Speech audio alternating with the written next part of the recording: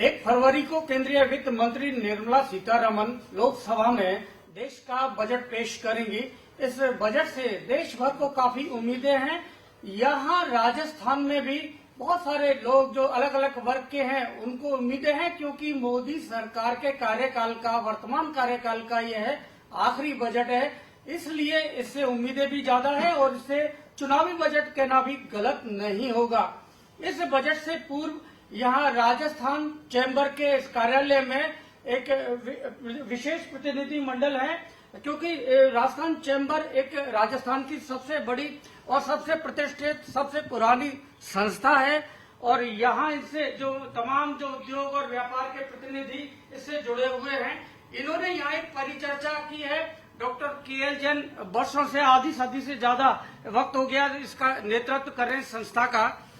तो यहाँ तमाम जो अलग अलग सेक्टर से जुड़े हुए जो प्रतिनिधि मौजूद हैं यहाँ पर, इनसे जानेंगे कि वर्तमान परिस्थिति में ये देश का बजट कैसा होना चाहिए और खासतौर से राजस्थान के परिदृश्य में अगर देखा जाए तो राजस्थान के विकास के लिए यूनियन बजट में ऐसे क्या प्रावधान हो ताकि राजस्थान के विकास को दिशा मिल सके। हम सबसे पहले शुरुआत करेंगे डॉक्टर KL जैन से, जिनको सभी सेक्टर के बारे में गहन जानकारी है, जो बता पाएंगे कि आज की परिस्थिति में कैसा बजट होना चाहिए देश का। Doctor KL Jain. उम्मीद का दुनिया कायम है। प्रधानमंत्री मोदी जी ने विभिन्न प्रकार की योजनाएं प्रस्तुत की हैं, जिससे आम आदमी के वेलनेस के लिए, आम आदमी के स्वास्थ्य के लिए, आम आदमी के आय के लिए उसमें वृद्धि हो, किसानों को उचित मूल्य के दाम मिले फसल के, नवयुवकों को अवसर मिले एंटरप्रेन्योर बनने का, साइंस और टेक्नोलॉजी का प्रादुर्भाव ज़्यादा हो, डिजिटलाइजेशन से हमको ज़्यादा से ज़्यादा फायदा मिले, इस हेतु विभिन्न प्रकार की योजनाएं अब तक जारी की है, जिससे देश का सम्मान मिला है।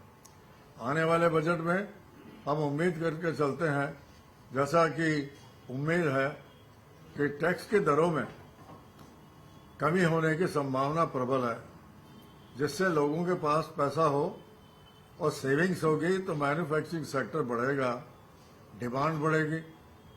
किसानों को फसल बीमा योजनाएं हैं, इरिगेशन के प्रबंध हैं, मार्केटिंग का सहूलियत है, डायरेक्ट पेमेंट का सिस्टम है। मैं समझता हूं किसानों को समर्पित भी ये बजट होगा। खासकर युवाओं को ज्यादा से ज्यादा शिक्षित हों, एंटरप्रेन्योर बने, इसलिए युवाओं के लिए बजट में इसमें प्रावधान बढ़ाए जाने की संभावना है।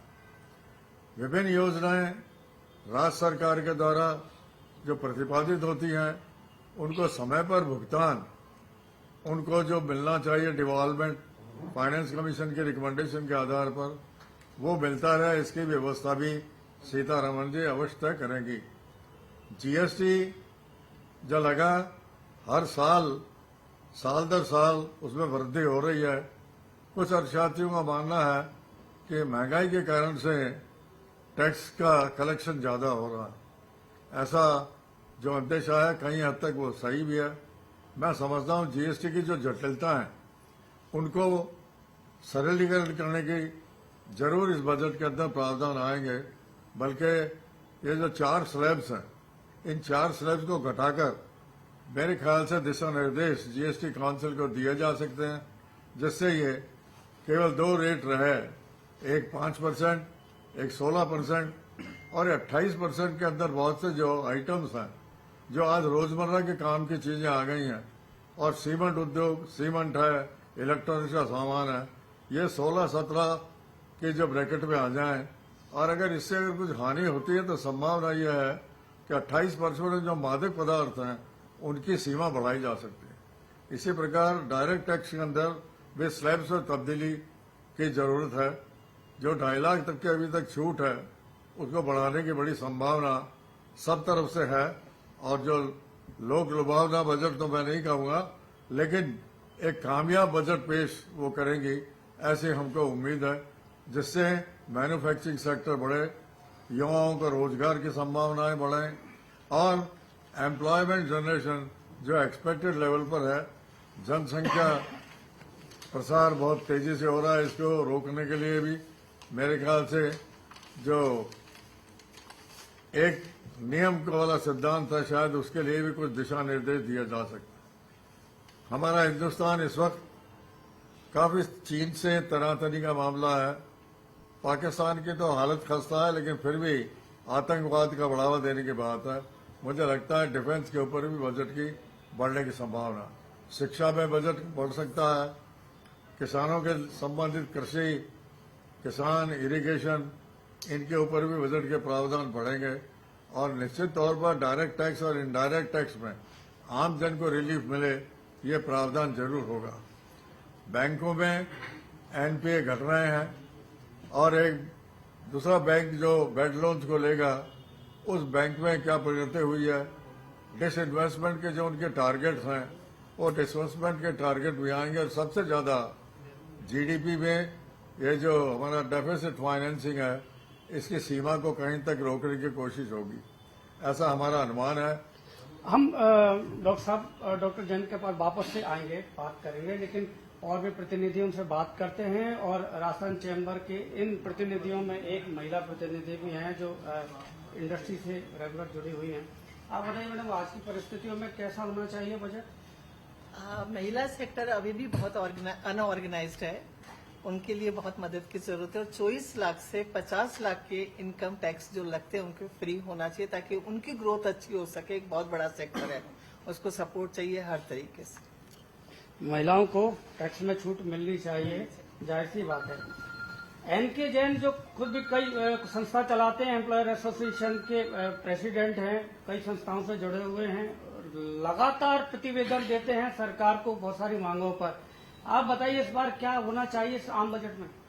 देखिए, देश की जो बैकबोन है वो एमएसएमई इंडस्ट्रीज है, और एमएसएमई इंडस्ट्रीज को अगर आप स्ट्रांग करेंगे तो मैं समझता हूँ न सिर्फ आपका रेवेन्यू बढ़ेगा, बल्कि जो सबसे प्रमुख समस्या है हर प्रदेश की, बेरोजगारी की, वो भी दूर होगी। तो निश्चित रूप से इस समय कोरोना के बाद और रूस और यूक्रेन का जो युद्ध हुआ अंतर्राष्ट्रीय स्तर पे, उसके बाद जो व्यापार की परिस्थितियां बदली हैं, जिस तरह से एमएसएमई जिसको फेस कर रही है, और उनको फाइनेंस अवेलेबल प्रॉपरली हो नहीं पा रहा है। जब भी हम फाइनेंस के लिए एमएसएमई सेक्टर के लोग जाते हैं तो बिना कोलेट्रल के कोई फाइनेंस मिलता नहीं है, जबकि सरकार ने 2 करोड़ तक का लोन बिना कोलेट्रल के ऐसा नियम बना रखा है, लेकिन बैंक उसको फॉलो नहीं करते हैं। तो मेरी केंद्र सरकार से और हमारी फाइनेंस मिनिस्टर जो है निर्मला सीतारमन जी, उनसे पुरजोर गुजारिश है कि एमएसएमई सेक्टर को कोलेट्रल फ्री लोन क्यों नहीं मिल रहा, उसके ऊपर निगरानी रखें और एमएसएमई क्रेडिट कार्ड इशू करें, ताकि हम जो एमएसएमई वाले हैं उनको बैंकों के चक्कर नहीं काटने पड़े, अनावश्यक कागजी कार्रवाई में अपना टाइम जाया न करें। हम प्रोडक्शन में ध्यान लगाएं, उसकी गुणवत्ता में ध्यान लगाएं, अपना एक्सपोर्ट बढ़ाएं और देश की जीडीपी में विकास में अपना योगदान करें। निश्चित रूप से जब हमें एमएसएमई क्रेडिट कार्ड मिल जाएगा तो हमें जब भी फाइनेंस की जरूरत होगी हम उससे निकालेंगे, और जब हमारा पेमेंट आ जाएगा हम उसको चुका देंगे। तो ये एक बहुत बड़ा संबल मिल सकता है एमएसएमईज को। दूसरा, जो अब इतने तरह के सेस लगाए जाते हैं, जो स्टेट गवर्नमेंट भी लगाती है और सेंट्रल गवर्नमेंट भी लगाती है, ये सेस एक उद्योगों के और व्यापार के विकास में बहुत बड़ी बाधा का काम करते हैं। जैसे अभी स्टेट गवर्नमेंट ने फायर सेस लगा दिया, सेंट्रल गवर्नमेंट ने building and other workers construction welfare cess लगा दिया, लेकिन उससे होता क्या है, जब उसके नोटिस इश्यू होते हैं, जब वो आते हैं तो उस पर पेनल्टी और ब्याज भी कैलकुलेट करके दे दिया जाता है, जबकि होना ही चाहिए कि जिस डेट में आपने असेसमेंट किया उस डेट में वो सेस लागू हो रहा है, तो उससे पहले का कोई पेनल्टी या ब्याज नहीं लिया जाए। तो ये जो building and other construction workers welfare tax है, इस पे दोबारा सोचने की जरूरत है और इसके लिए एमनेस्टी स्कीम लाने की जरूरत है। तीसरा, जो फ्यूल सरचार्ज हमारे पावर बिजली के बिलों में लग के आता है, जो रेगुलेटरी बॉडी है आरईआरसी, उन्होंने स्पष्ट आदेश निकाल रखा है 2016 में कि जिस साल का फ्यूल सरचार्ज है उसको उसी साल में लिया जाए। उसके बावजूद सरकारें इसको फॉलो नहीं करती हैं और 3-3 साल 4-4 साल का बैकलॉग फ्यूल सरचार्ज का बिजली के बिलों में जोड़ के भेज दिया जाता है। तो सरकार जब अपने ही बनाए हुए कानून को फॉलो नहीं करेगी तो किसको करेगी? उनको ये निगरानी की जाए कि जब इस तरह का रूल है तो जिस साल का फ्यूल सरचार्ज है उसी साल में लिया जाए और बेवजह ये अनावश्यक जो चार्जेस हैं ये उद्योगों पे आरोपित न किए जाए। एक बेहतरीन सुझाव है कि किसान क्रेडिट कार्ड की तरह एमएसएमई क्रेडिट कार्ड भी जारी किया जाए, ताकि जो फंडिंग का क्रंच झेलते हैं एमएसएमई उनको एक सपोर्ट मिल सके, सहयोग मिल सके। हमारे साथ गोपाल गुप्ता जी हैं, अनुकंपा ग्रुप के चेयरमैन है, क्रेडाई राजस्थान के पूर्व चेयरमैन है और राजस्थान के रियल एस्टेट सेक्टर का थिंक टैंक कहा जाए तो गलत नहीं होगा, क्योंकि सारे ये जितने भी प्रावधान है उनको स्टडी करते हैं। अपने साथ में जो दूसरे साथी हैं रियल एस्टेट से जुड़े हुए लोग हैं, सबको बूस्ट अप करते हैं, उनको उनकी समस्याओं का समाधान करते हैं। सर, रियल एस्टेट जब चलता है तो लगभग 300 सेक्टर्स को प्रमोशन मिलता है, वो भी आगे चलते हैं। रियल एस्टेट के लिए क्या होना चाहिए इस बजट में? देश के सामने सबसे बड़ी चुनौती रोजगार की है और कृषि के बाद सबसे अधिक रोजगार पूरक कोई उद्योग है वो है रियल एस्टेट सेक्टर। जैसा कि बताया आपने, 350 उद्योग धंधे प्रत्यक्ष परोक्ष में से जुड़े हुए हैं। प्रधानमंत्री मोदी जी ने पीएम आवास योजना बना करके अनेक राहत प्रदान की, लेकिन पिछले बजट में उसमें कुछ कटौती कर दी गई। हम उम्मीद करते हैं कि वो छूट दी जाएगी, आयकर में छूट होगी, बैंक के इंटरेस्ट में छूट होगी। मैं एक बात और कहना चाहता हूं कि माननीय वाजपेयी जी ने सन 2000 में एक नेशनल हैबिटेट पॉलिसी लागू की थी, जिसके अंतर्गत 1500 वर्ग फीट तक के निर्माण करने पर पूरी आयकर छूट थी। तो मोदी जी उसका पुनर्वलोकन करके उसको दोबारा लागू करेंगे। तो मैं उम्मीद करता हूं कि जहां एक प्रकार आवासीय परिवारों को मकान मिलेंगे, रोजगार के साधन उपलब्ध होंगे और सबसे अधिक टैक्स का भुगतान हम करते हैं, स्टाम्प ड्यूटी, नगरीय विकास कर, लीज मनी, और जो 300 उद्योग धंधे चलते हैं उनसे रोड ट्रांसपोर्ट बनता है, जीएसटी का कलेक्शन बढ़ता है और सरकार की आय में बढ़ोतरी होती है। तीसरा, हम एक बात और कहना चाहते हैं कि आयकर की जो सीमा है वो बढ़नी चाहिए। पिछले अनेक वर्षों से वो सीमा भी रुकी हुई है। चौथी, जो सबसे बड़ी मेरी मांग है, हिंदुस्तान का व्यवसाय सुरक्षित नहीं है। पूरे जीवन वो टैक्स चुकाता है, अपने संसाधन से व्यापार करता है और जब 60 साल का होता है उसके बाद जीवन में उसने क्या टैक्स चुकाया, मैं कहता हूं 1% उसको पुनर्भुगतान करना चाहिए। ये मेरी मांग है। मैं उम्मीद करता हूं कि अगर सरकार ने बात मान ली तो हर वैसा ही वर्ग बेझिझक हुए टैक्स चुकाएगा, अपना को सुरक्षित महसूस करेगा।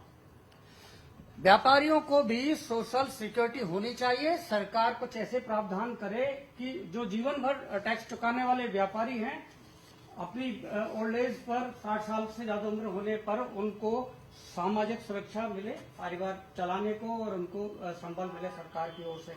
हमारे साथ किशोर टाक जी हैं, राजस्थान दुकानदार महासंघ के भी अध्यक्ष हैं और गारमेंट इंडस्ट्री से सीधे जुड़े हुए हैं। आप बताइए टाक साहब की क्या होना चाहिए इस बार बजट में? इस बार बजट में सबसे पहले तो हम ये चाहते हैं कि ऑनलाइन से जो हमारा रिटेल का बाजार तहस नहस हुआ है सालों से, उसका कोई ना कोई समाधान निकलना चाहिए। देश के 5-10 करोड़ जो रिटेलर हैं, ये 5 आदमियों ने उनके गोडे तोड़ रखे। ये नहीं है कि हम 5 करोड़ लोग उनसे हार गए या उनका मुकाबला नहीं कर सकते हैं। सरकार की नीति ऐसी है जिसकी वजह से हम लोग चाहकर भी कुछ नहीं कर पा रहे हैं। उदाहरण के लिए मैं आपको बता दूं, आए दिन ऑनलाइन वाली कंपनियां जो है, जो चीज हमें फैक्ट्री वाले 10,000 में दे रहे हैं, जैसे उदाहरण के लिए सैमसंग टीवी एक दुकानदार को जो मिल रहा है वो 10,000 रुपए का मिल रहा है, ऑनलाइन पे 9,000 का बिकता है। उनका जो माल बिक रहा है, आम पब्लिक को उनके ऊपर भरोसा नहीं है।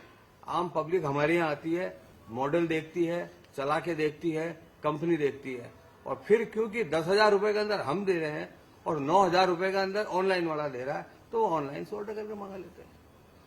तो ये इसकी बीमारी को कोई ना कोई अंत होना चाहिए कि 5 आदमियों ने आज सारे बाजार का सत्यानाश किया हुआ है। तो हम तो यही चाहेंगे केंद्र सरकार से सबसे पहले कि इस ऑनलाइन का कोई ना कोई रास्ता निकलना चाहिए। इससे बहुत ज्यादा नुकसान हो रहा है छोटे व्यापारियों को। तो ऑफलाइन का जो पारंपरिक बाजार है, व्यापार है, उसको बचाने के लिए ऑनलाइन के लिए एक विशेष पॉलिसी सरकार की ओर से हो तो ज्यादा बेटर। आप और कुछ कहना चाहते हैं? एक मैं ये कहना चाहता हूँ कि सरकार टैक्स बढ़ाए, कोई हमें दिक्कत नहीं है, लेकिन वो जो टैक्स बढ़ाती है वो जनता को स्वीकार्य होना चाहिए। टैक्स बढ़ाने से दुकानदारों की सेल घटनी नहीं चाहिए। उससे क्या होता है कि हमारे व्यापार को नुकसान नहीं होता है, हमारे प्रॉफिट को नुकसान होता है और हमारे खर्चे हम मीट आउट नहीं कर सकते। तो वो टैक्स सरकार लगाए जिसके कि जनता उसको टैक्स को देने में कोई दिक्कत नहीं हो उसको। तो चैम्बर भवन से हमारा ये खास कार्यक्रम अभी जारी है। अभी वक्त हो चला है छोटे से ब्रेक का। बने रहिए हमारे साथ, देखते हैं ब्रेक के बाद ये कार्यक्रम हमारा